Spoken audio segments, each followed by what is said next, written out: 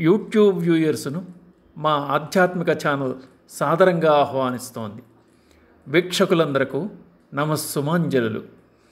ప్రస్తుత భాగంలో శ్రీ ఆది శంకరాచార్య విరచిత శివానందలహరి శ్లోక సంపుటిలోని 46, 47, 48 శ్లోకాల్లోని వివరాలను వింటారు.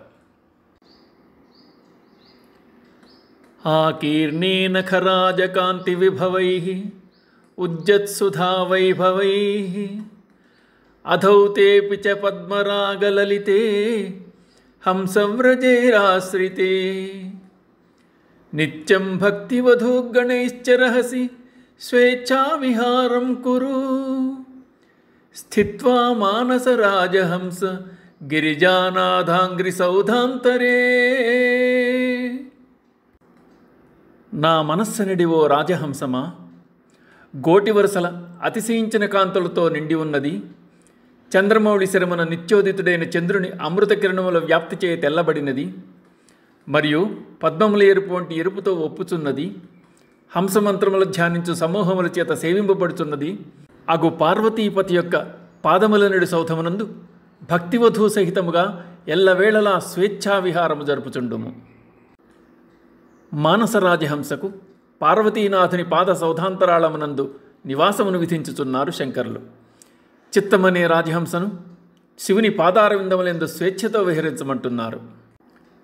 శివుని పాదముల యొక్క నఖములు కాంతులను ప్రసరిస్తున్నాయి. ఆ కాంతికి ఆయన పాదములనే సౌధములు వెలిగిపోతున్నాయి. శివుని శిరమున ఉన్న చంద్రుడు వెన్నెల అనే అమృతాన్ని కురిపిస్తున్నాడు. ఆ అమృతం నిత్యం ఆయన పాదాలను కడుగుతున్నందువలన ఆ పాదాలు మరింత తెల్లగా ప్రకాశిస్తున్నాయి. ఆ పాదముల అందాలు పద్మాలను తలదన్నుతున్నాయి. జ్ఞానులైన వారు హంసమంత్రమును ధ్యానము చేసేటి పరమహంసలు ప్రతి నిత్యం ఆయన పాదాలను సేవిస్తున్నారు. హంస ఎంతో స్వచ్ఛంగా ధవళవర్ణంలో అందంగా ఉంటుంది. వయ్యారాన్ని చెప్పేటప్పుడు కలహంస అని, టీవీని ప్రదర్శించేటప్పుడు రాజహంస అని పోల్చి చెప్తారు. హంస బ్రహ్మదేవుడికి, సరస్వతీదేవికి, గాయత్రికి, విశ్వకర్మకు కూడా వాహనంగా ఉంది. ఆధ్యాత్మికంగా కూడా హంసకు ప్రాముఖ్యత ఉంది. హంసను వివేకానికి, జ్ఞానానికి సంకేతంగా వ్యవహరిస్తారు. హంసకు పాల నుంచి నీటిని వేరు చేసే సామర్థ్యం ఉంది. అది మంచిని మాత్రమే తీసుకుంటుంది. అత్యున్నత స్థాయికి చేరిన వారు మంచిని మాత్రమే గ్రహించే హంసలు. ముక్తి మార్గాన్వేషణలో ఉండి పరమార్థమును గ్రహించిన వారిని పరమహంసలు అంటారు. వారు పరబ్రహ్మమునందు రమిస్తుంటారు. ప్రాపంచిక విషయాలపై ఆసక్తిని చూపరు. హంస నేల మీదనైనా నీటి అందైనా ఒక్కలాగే ఉండగలదు. పరమహంసలు కూడా పరిస్థితులకు చెలించరు. వారికి ఆనందం వచ్చినా ఆపత్తు వచ్చినా ఒక్కటే. అది భగవంతుని లీలగా భావిస్తారు. భగవంతుల్లో లీనమై ఉంటారు. శ్వాసలోని ఉచ్ఛ్వాస నిశ్వాస శబ్ద తరంగాలను హంసమంత్రంగా, సోహంలోంచి వచ్చింది ప్రణవంగా చెప్తారు. కనుక ఇన్ని విశిష్టతలు కలిగి ఉన్న ఓ నా చిత్తమనుడు రాజహంసమా, భక్తివధూ సమేతముగా ఆ గౌరీనాథుని పాదయుగళమును ఆశ్రయించు, స్వేచ్ఛగా విహరించు అంటున్నారు శంకరాచార్యుల వారు. శంభుధ్యాన వసంత సంగిని హృదారామౌఘ జీర్ణచ్ఛదా స్రస్తా భక్తిలతాఛటా విలసితా పుణ్యప్రవాళశ్రితా దీప్యంతే గుణకోరకా జపవచ పుణ్యాశ్చ సద్వాసనా జ్ఞానానందసుధా మరందలహరి సంవిత్ఫలాభ్యున్నతి. ఈశ్వర, మీ ధ్యానము వసంత ఋతువై రాగా నా హృదయమనడి ఉద్యానవనంలో పాపములన్నీ పండుటాకుల వలె రాలిపోతున్నాయి. ప్రకాశమానములైన పుణ్యములు చిగురుటాకులు వేశాయి. సుగుణములనడి మొగ్గలు తొడిగాయి. మీ అందలి భక్తి తీవల వలె అల్లుకుంటోంది. జపవచనములు పుష్పిస్తున్నాయి.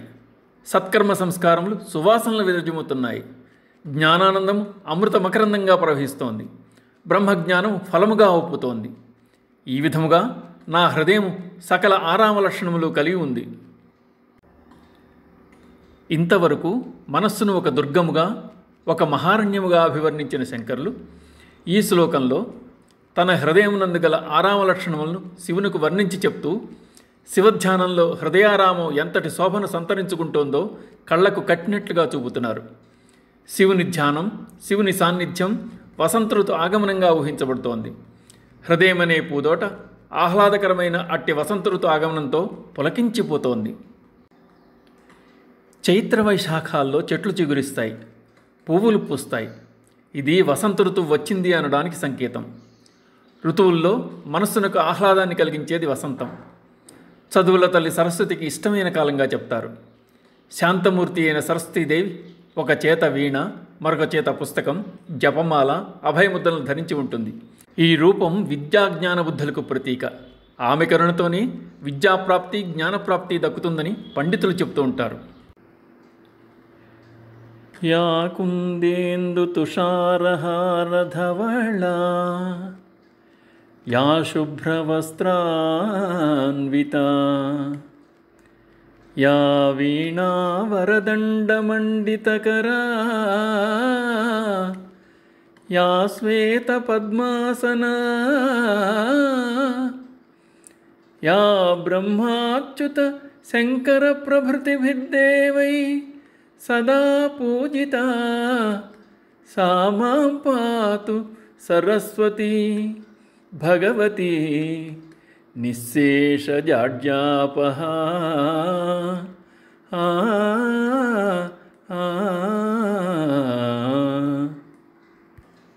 అంటూ శారదాంబను కొలుచుకుందాం. ఇక శంకరులు తన హృదయం ఒక ఆరామం వంటిదని, శివుని యందు రమిస్తున్న హృదయం పూతోట వలె భాసిల్లుతున్నదని అన్నారు. శివుని ధ్యానంతో ఉద్యానవనంలోని అఘములనే పండుటాకులు రాలిపోయి పుణ్యమనే లేత చిగుళ్ళు వేస్తున్నాయి. సద్గుణములు మారుమొగ్గలు తొడుగుతున్నాయి. మొగ్గలు విచ్చుకుని వాక్జపములనే పువ్వులు పూస్తున్నాయి. సత్కర్మలు, సద్భావనలు, సువాసనలు వెజ్జల్లుతున్నాయి. భక్తి అనే తీగ ప్రాకి హృదయమునందు నిండిపోయింది. జ్ఞానమనే సుధామధు జాలువారుతోంది. ఇటువంటి సద్భావనలతో బ్రహ్మజ్ఞానం ఫలిస్తోంది అంటున్నారు శంకర్లు. నిత్యానందరసాలయం సురముని స్వాంతాంబుజాతాశ్రయం స్వచ్ఛం సద్విజసేవితం కలుషహృత్ సద్వాసనావిష్కృతం శంభుధ్యాన సరోవరం వ్రజమనోహంసావతంసస్థిరం కిం క్షుద్రాశ్రయ పల్వల భ్రమణ సంజాతశ్రమం ప్రాప్స్యసి. ఓ మానసరాజహంసమా, శాశ్వతానందమనడి జలమునకు స్థానమైనది, దేవతల యొక్క పరమహంసల యొక్క హృదయములనడి పద్మములకు ఆధారము, నిర్మలమై యోగ్యులైన ద్విజులచే సేవింపబడినది, పాపహరము, సత్కర్మవాసన చేత ప్రకటింపబడింది అగు శివుని ధ్యానమనడి స్థిరమైన సరశ్రేష్టమును పొందుము. అల్పులను ఆశ్రయించుట అనిడి పడియలను త్రిప్పుట చేత పుట్టిన ఆయాసాన్ని ఎలా పొందెదవు? పరమశివ ధ్యానమే సర్వోత్తమ ఫలదాయకమని నిర్ణయించి అన్య దేవతాశ్రయము నుండి మనసును మరలించుచున్నారు శంకరులు. ఓ నా మనోరాజహంసమా, నా మాట విను. తాత్కాలిక ఆనందమును వసగు కొద్దిమంది ఇతర దేవతలు ఉండవచ్చుగాక. క్షుద్ర దేవతాశ్రయం వలన కొన్ని పాపములు నశించవచ్చునుగాక. కానీ అందువల్ల శాశ్వతమైన ఆనందం ఎన్నటికీ లభింపదు. అది నీరు చేరి నిలిచిన చిన్న చిన్న గుంటల వద్దకు చేరి ఆయాసపడుటే కానీ వేరు కాదు. అట్టి వృధాశ్రమ ఏలపడుచున్నావు. శివధ్యానం చెయ్యి. శివధ్యానం ఒక జీవ సరోవరం. ఆ సరోవరమునందు శాశ్వతానందం జలముగా, దేవతలు, మునులు మొన్నగు వారి చిత్తములు అందు విరిసిన కమలములుగా స్థిరముగా నిండి ఉన్నాయి. అది పాపములను హరించి వేయగలది. సత్కర్మ సంస్కారము చేతగాని అట్టి సరస్సునందలి అమృత జలము గురలా వీలు కాదు. సువాసనల వెద్యము అట్టి సరోవరము తక్కిన చెరువుల వలె ఏదో ఓ నాటికి తరిగిపోవునది కాదు, ఎండిపోయేది కూడా కాదు. బహిరంగ సాధనములను విడిచిపెట్టి అంతరంగ సాధనమును అవలంబింపుము. రాజహంస సరస్సులో విహరిస్తుంది. విహరిస్తూ ఆనందం అనుభవిస్తుంది. మనస్సును రాజహంసతో పోల్చిన శంకర్లు అందుచేత శివధ్యానమును సరోవరం అంటున్నారు. మనస్సు అనే రాజహంసను ఆ ఉత్తమమైన సరస్సునందు విహరించమంటున్నారు. ఆ ఉత్తమ సరస్సును ఆశ్రయించి శాశ్వతమైన ఆనందాన్ని పొందమంటున్నారు. ఏ సరస్సు అయినా పద్మములకు నిలయం.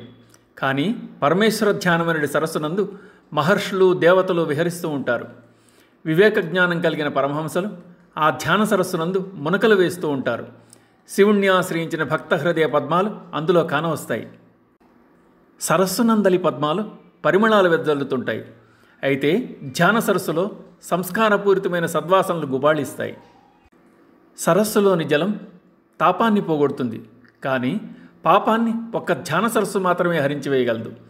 ఈశ్వర ధ్యాన సరస్సును ఆశ్రయించిన వారు శాశ్వత ఆనందాన్ని అందుకుంటారు, బంధ విముక్తులవుతారు అంటున్నారు శంకర్లు.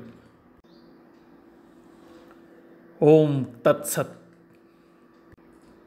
యూట్యూబ్ వ్యూయర్స్ను మా ఆధ్యాత్మిక ఛానల్ సాదరంగా ఆహ్వానిస్తోంది.